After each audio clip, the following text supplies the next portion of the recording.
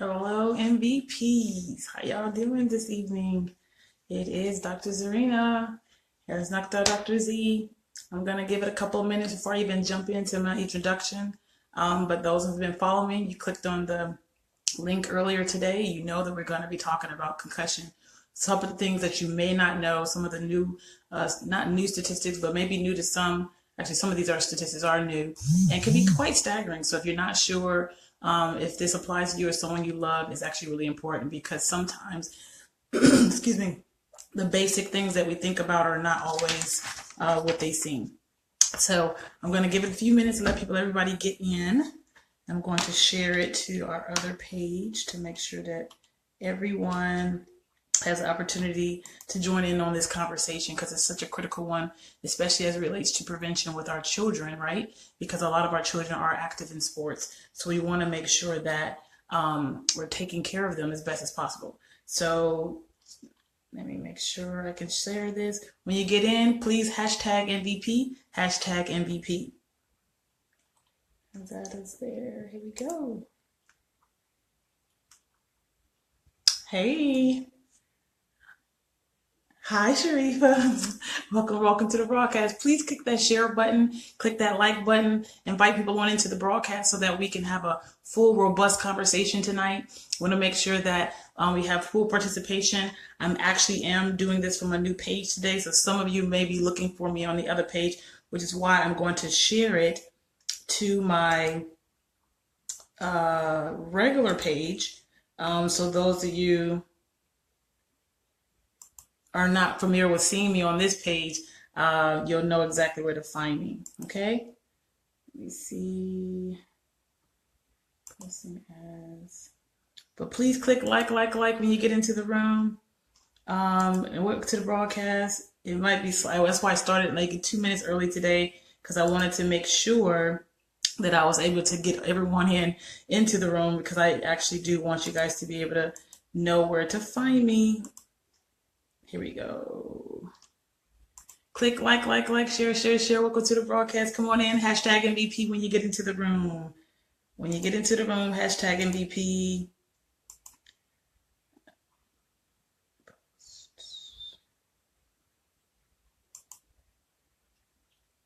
Hi, Ramona. Welcome to the broadcast. Welcome to the broadcast. Please click that share button down there and click share. Let someone else come into the broadcast and share this robust conversation with us tonight so that we can make sure that we all are engaged in this conversation. This is not just for children. This is not just for adults. This is not just for athletes. Some people are in car accidents. Some people don't even realize that they're experiencing things from many, many years ago that could be affecting them today. And I really want to make sure we get this information to as many people as possible. So please click that share button, click that invite button, invite at least 2 people in the room with us tonight so that we can make sure that we're not the only ones getting this information. Like I said, I'm trying something a little bit new, so this might be affecting some of the participation. I'm trying this out from our business page, and typically you guys are used to seeing me from my regular Zarina page and not my Dr. Zarina page. But I actually wanted to make sure that it's you guys know where to find it on both, so I'm actually sharing it to both pages. And hopefully this will be okay. Okay, so we're going to get started in probably like 2 minutes. So we wanted a lot more people to come in. And if it's just us, we're going to definitely take off from there. Is it there? I think I see it. Welcome to the broadcast. Please click share the like button. Make sure everybody gets in that wanted to. Dr. Zarina's live now. Good. Okay, I think I see that there. All right. Let me see if this is working.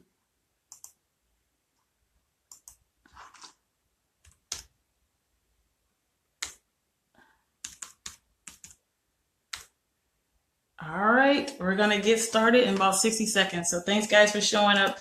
Again, you found me on the regular Dr. Zarina page, but I probably should have did this from the regular Zarina page because that's where everybody's used to seeing me. So we're going to try to get here started either way, though. And we'll see and take imperfect action. That's what I teach, right? Did that work? Somebody else. Yes. Hashtag MVP when you get into the room. Hashtag MVP. Yes, yes, yes, yes, yes. All right. So we got a couple of somebody else. So we got a couple of I'm kind of seeing you from both ends of it, so that's all good. I couldn't see that question. Hashtag MVP. Oh, here we are. Y'all hanging with me. Today was a, hi, Dr. Cree. I'm trying something else out with the different page. Thank you for joining. Please click like, share. Kind of help me out here if you guys can. MVP behavior. We all are trying together. Can you please click share, and like to I'm actually trying this out on the Dr. Zee page as opposed to the regular page that you guys are used to seeing me in.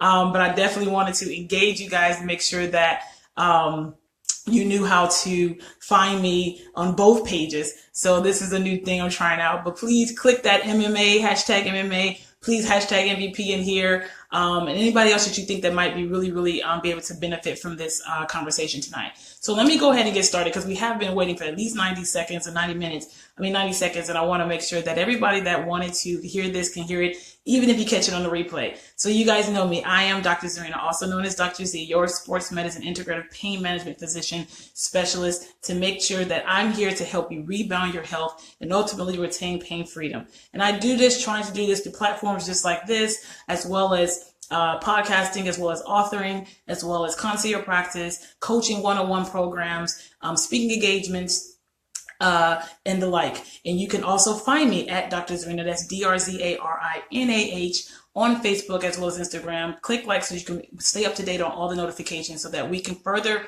rebound together, right? So today's conversation is all about concussion. And this is really not going to be a super scientific conversation. Thank you. Hashtag MVP. Yes, that's what I'm talking about. This is not going to be a super scientific conversation, but I did want to hit a few points because I was getting actually quite a few messaging in my inbox as it relates to the concussion. There's been a lot of conversation about it around the NFL. And of course, the NFL kind of sometimes they get a bad rap, unfortunately. I don't want to say a bad rap. Some of it is definitely warranted, and they just because it is a super high impact sport and a contact sport, so they get the most attention because of the you get the highlights, and you see the crashing of the helmets, and you see the real big hits and things like that, and that gets people excited and it gets people scared. So definitely, as it relates to the conversation tonight, what I want to bring it down is to looking at it when it comes to our babies. And this is not even about bashing any sport. I'm a sports medicine doctor. I love sports. I played sports all my entire life. I still advocate for sports. I think it builds character. It obviously helps with fitness and overall health. So this is not about bashing or saying no to sports, and not even necessarily saying no to contact sports. But this is a conversation that we still have to have an educated conversation, and we have to make sure that we're informed and we know exactly what we're getting into when we decide to put our children in these sports. Okay, so that's really what this conversation is about: is making sure that we are highly informed. I see. Hi. Hashtag MVP when you get in. I saw it flash in, but I couldn't see your name. So hashtag MVP when you get into the broadcast to make sure we know you're here. Please click share. Please click like. Share it on your page. That way more people can come into the conversation and we can have this conversation. Because I do want to spend most of this time tonight actually answering questions if I can. Because sometimes you guys feel like I get a lot of questions in the inbox, and sometimes the inbox, actually most of the time the inbox, Dr. Cree, you can relate, most of the time the inbox is not the best place to have a medical conversation or give you great advice. So this kind of conversation tonight lends me and gives me opportunity as a physician, as a specialist, to answer some of those questions that you may have, be it about your child or be about yourself. Okay. Hi, Tanya. Welcome to the broadcast. Mwah. Welcome to the broadcast. Please click that share button. Please click that share button.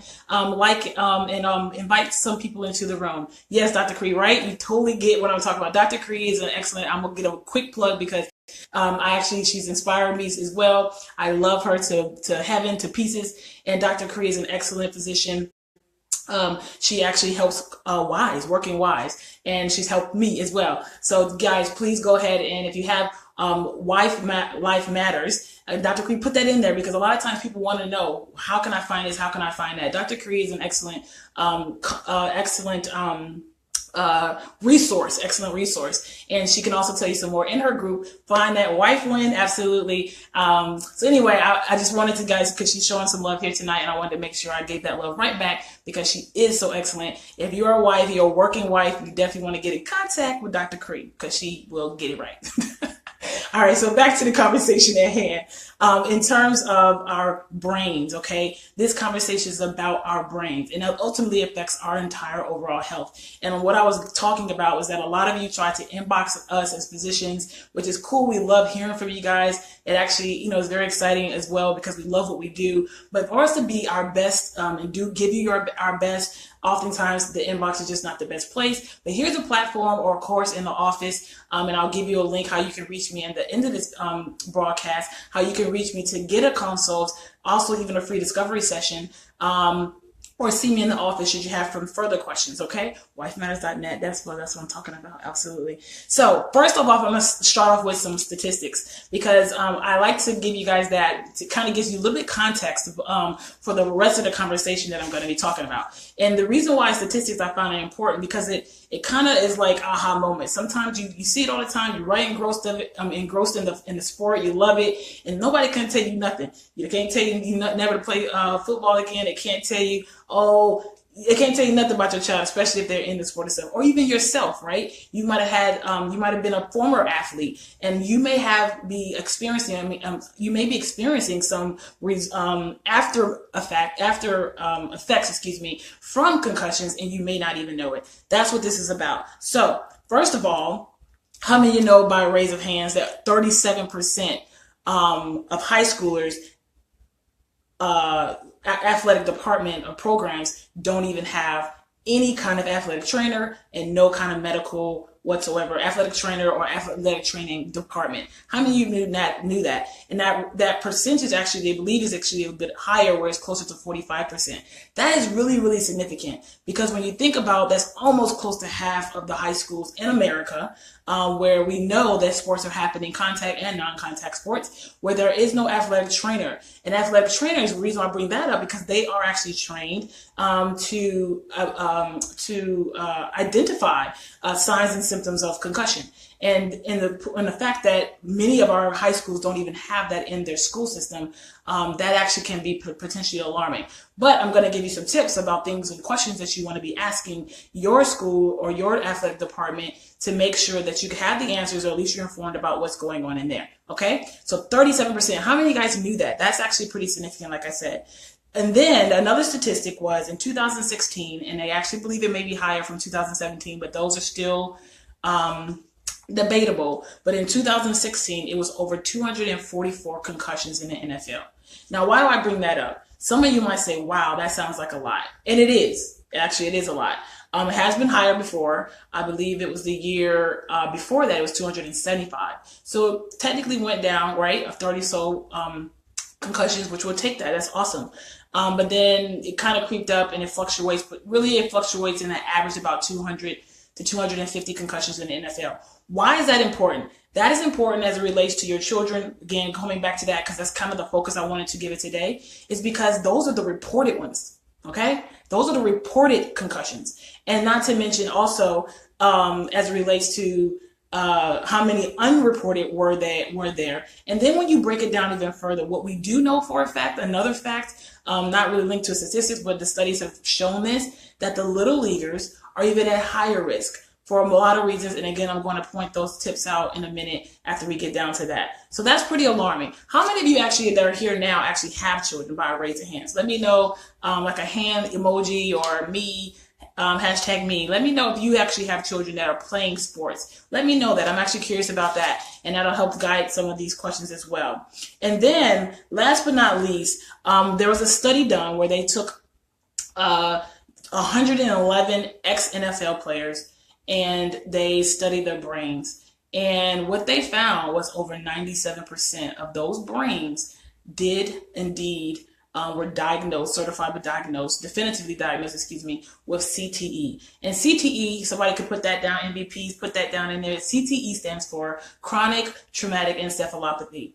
And essentially what that means is that this is a condition that is technically, at the moment at least, only definitively diagnosed after the person has passed away, and then their body and their brain can be donated to science so that they can identify if they were affected by CTE. And in these brains, that's what they found. So they was given 111 brains, and 110 of them indeed did have that. Again, what does that break down and come back to our children again? Why that is important? That's important because yeah. Did I see a question? Okay. Yeah, that's important because at the end of the day, that's important because at the end of the day, when you break it down, as we go lower and lower and lower, meaning like from the professional level to the little league level, increasingly, if you consider the fact that when a lot of our children started in the contact sports, and I'm going to actually list a lot of other contact sports, that it's not just about football, bashing football, because this is not what that's about. Because you also have wrestlers, you also have female soccer players, which are really, really high risk and have a really, really higher incident of concussions than a lot of other contact sports. You also have, again, you have football, you have soccer, in particular female soccer players, but male soccer players as well, wrestling, boxing, MMA fighting, right? As well as gymnastics. That's a big one. Gymnastics. And that's technically not a contact sport, but they're a higher risk, of course, for the flipping and the trolling that happens with that. And they can be at high risk as well. So our gymnasts are even at risk. So that's extremely important. As you reduce that level, again, from going from NFL level all the way down to Little League, you have less and less eyes on that. And you also have less and less trained eyes on the situation. So that puts our babies at risk. Because if there were something that happened on the field, oftentimes what we do know, unfortunately, factually, is that they're not diagnosed, and oftentimes they go back into the game as long as they look okay, and they didn't lose consciousness. And sometimes our parents are so, eager and amped up, turned up in the moment that if they child look fairly okay too, they'll put them back in the game too. And then even after that, there's no follow-up within the 24-48 hour period, which we highly recommend when you've had either a blow to the head or even a blow to the neck or the body where there was a visible, especially if it was visible, I should say, where there was a shift where the neck and the head kind of go back and forth. Because you don't have to have a direct impact to the brain or to the head. It doesn't have to be head-to-head trauma for you to actually suffer from a concussion. And those are oftentimes one of the higher ones, higher on the higher level of not being diagnosed, because people say, I didn't hit my head.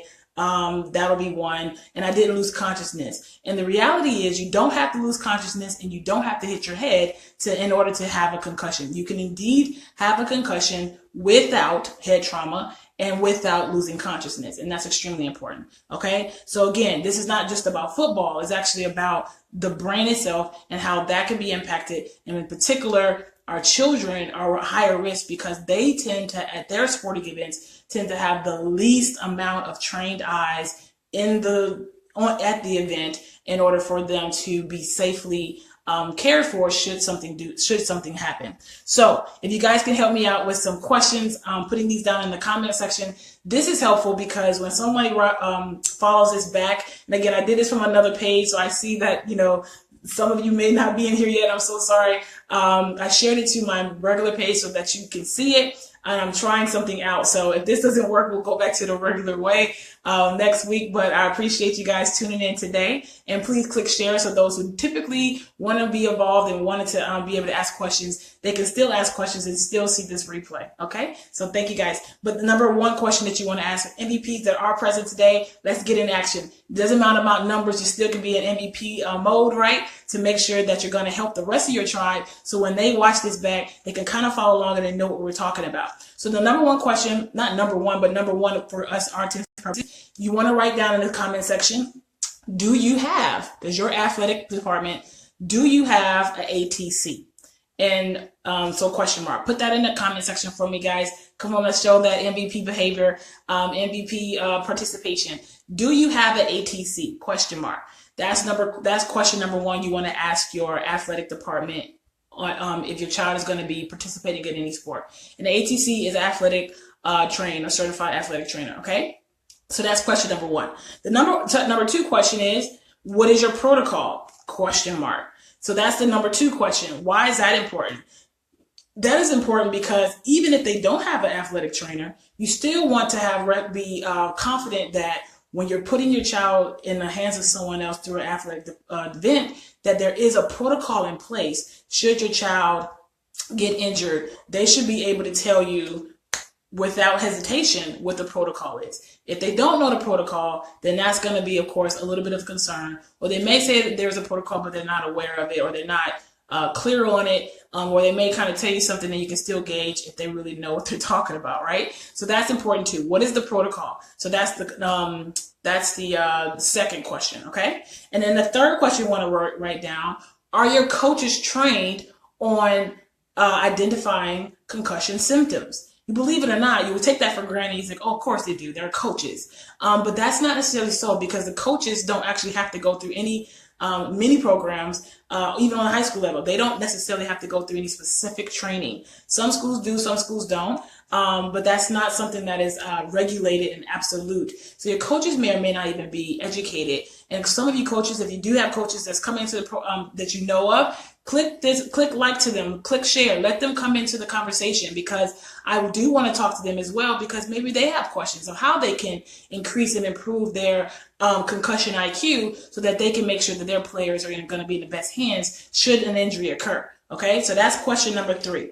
And then question number 4, are the EMS, which are the ambulance, are they present at your games? That's another question. And believe it or not, it kind of does vary from county to county or school district to school district. It's not absolute. I've been to some events where I'm doing sideline.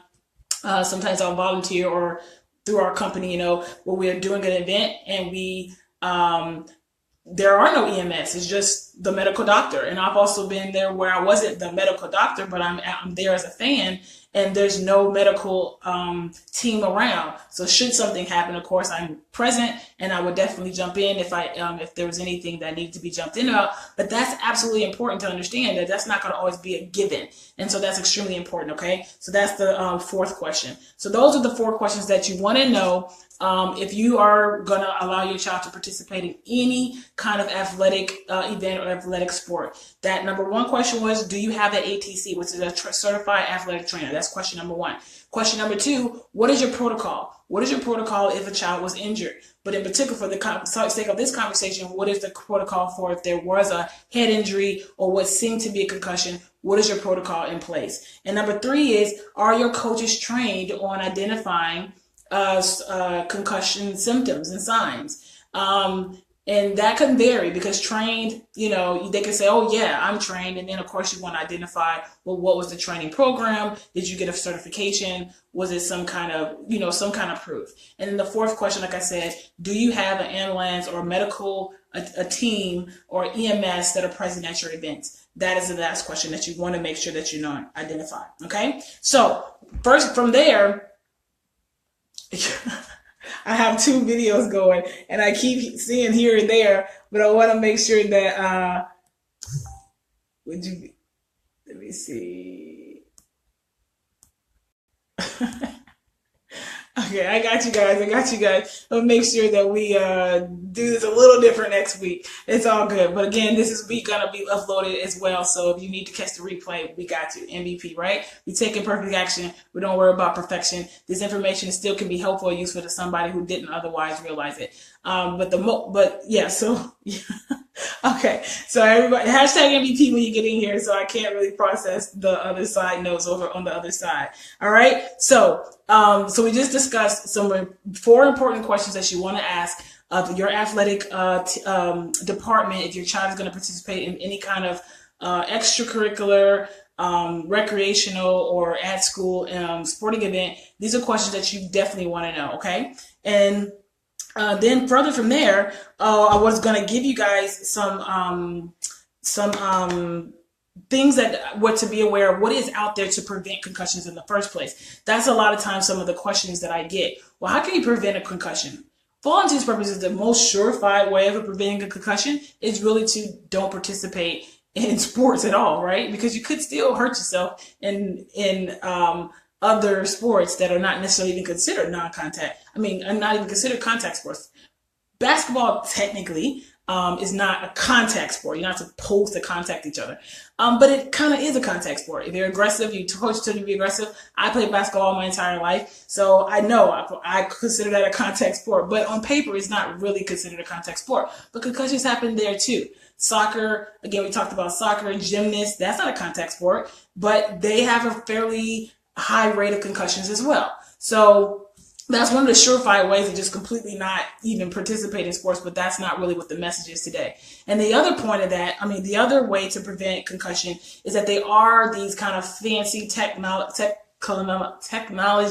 type of testing that's out there that we do as physicians, and some of the more robust athletic departments have them, such as an impact testing. You might have heard that, where basically they take your baseline mental and physical or kind of functional status, ask you a lot of questions, a lot of questions, and even before the season starts. So the idea there is they get a baseline idea of how do you mentally function prior to ever having a concussion. And then from there, if you were ever to have a concussion during the season, they will repeat that test. And if you didn't match up to what your baseline was, then you can't return to play. And even if you did match up to the test and everything seemed okay from the testing perspective, as physicians, we still have to make sure that you're symptom free before we can let you go back to play. So it's not a foolproof, automatic thing. And there's some controversy about the testing because of that, because even if you take the baseline test, the fact that remains is, who's to say that you didn't have a concussion prior to you taking that baseline test, right? But we have to have some kind of tool. So sometimes it still is I will just use it just like that. That was the word I would use. It's a tool. It's not the end all be all, but it is a tool, because it's not uncommon that if the first time a patient that I see or athlete that I see, the first time they took their impact test was in high school, but they've been playing since they were 6 years old. They've been playing a contact sport on top of that, or soccer, a gymnast, a football player, or whatever, since they were a 6-year-old. Probably had some kind of head injury, potentially some kind of concussion in the past that might have been undiagnosed. So the first time they take it in high school is not like the best baseline, right? Technically, because they might have been concussed before. So that's what we have to go off of, though. So that's an important point as well. And then awareness. That's the other prevention key, and which is conversations that we have like these, is to be aware of what concussion symptoms look like. And that's what I wanted to list down today, and allowed you guys to have some questions. Matter of fact, I'm going to stop for a second. Are there any questions right now? Are there any questions? Any questions? Go ahead and click share, like. I feel somewhat kind of bad because I know there was some people who were hoping to be here tonight, and I did kind of switch it on you, so that's totally my fault. Although it is shared to the other page as well, so you can kind of see me, but I just kind of switched up the way I initiated the video today, so yeah, it kind of threw up a little bit. But those of you there, you're here, and I want to make sure I answer any question that you may have. So let me know. It is a slight delay in the timing. So if you did just type, just give a few seconds, and if I see it, I'll definitely answer your question. Okay. All right. So, so basically we talked about questions you want to ask for sure if your children are going to participate in any athletic event, be it recreational or otherwise. We talked about those 4 questions at the beginning of the video, and we repeated those. And then we also just discussed some prevention things that you can do, or kind of to prevent concussion. The almost surefire way, like we talked about, is definitely going to be no sport whatsoever. But just being aware, there are testing out there, the medical personnel that we use, sideline and otherwise, in the office as well.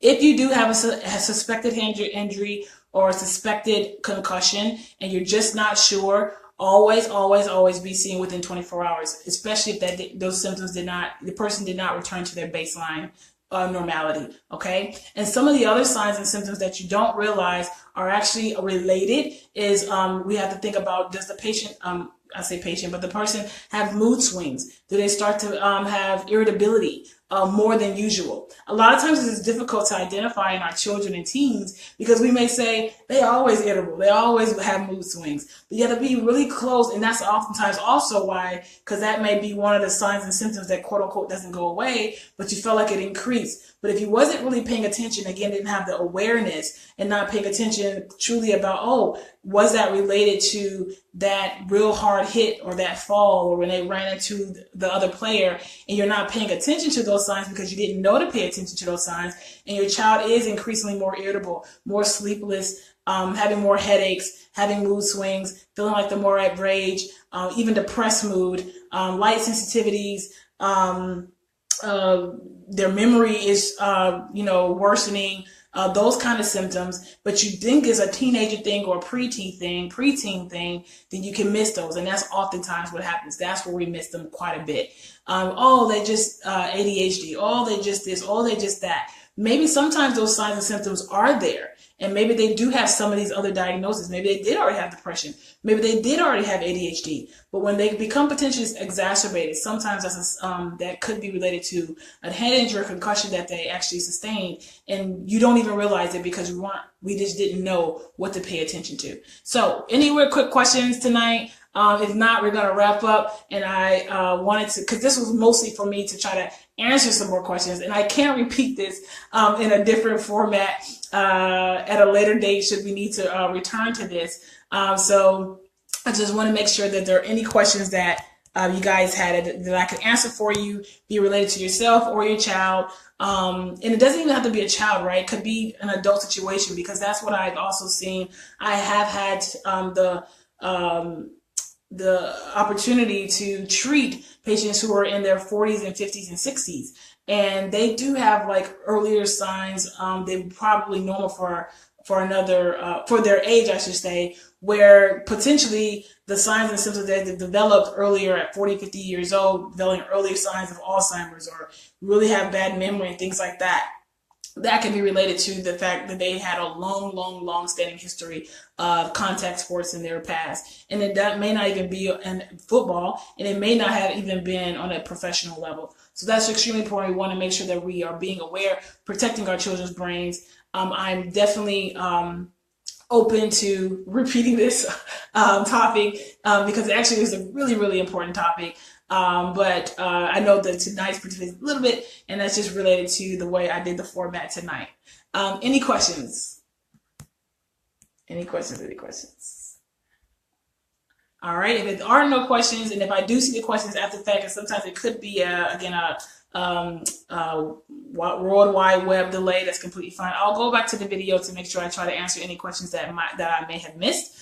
But otherwise, you guys know me. I'm Dr. Zee, also known as Dr. Zee, your sports medicine integrated pain management physician, here to help you rebound your health and ultimately obtain pain freedom. Sometimes it's mental, physical, or spiritual, and we have to treat ourselves from the inside out, from the outside in, to reach our next level goals and MVP behavior. You guys can definitely follow me at Dr. Zarina, that's DRZARINAH on Facebook. Please like that page so that you can get all the updated notifications on any other time that we're going to come back on Rebound Your Health TV with Dr. Zee.